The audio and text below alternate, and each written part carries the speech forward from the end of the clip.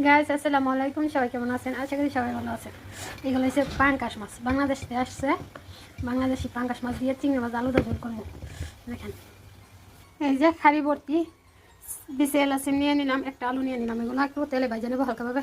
তেল গরম দেওয়া হয়েছে, আলু দিয়ে দিলাম লবণ, হলুদ, এগুলো আপনার ভালো করে ভাজা নেবো। গাইস আমার চিংড়িগুলো ভাজা হয়ে গেছে, দিয়ে জায়গায় আমি পেঁয়াজ ভাজা নিলাম, দিয়ে দিলাম রসুন বাটা, অল্প একটু আদা বাটা, এই মশলাটা ভেজে নেব।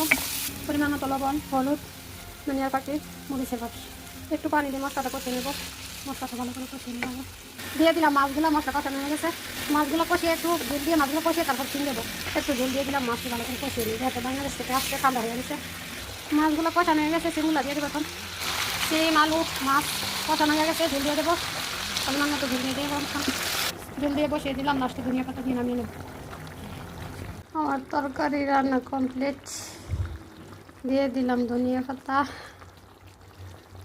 জলটা অফ করে ডাইকা দেব। বাস, তরকারি রান্না শেষ। ডাইকা দিলে ধনিয়া পাতাগুলো সিদ্ধ হয়ে যাব।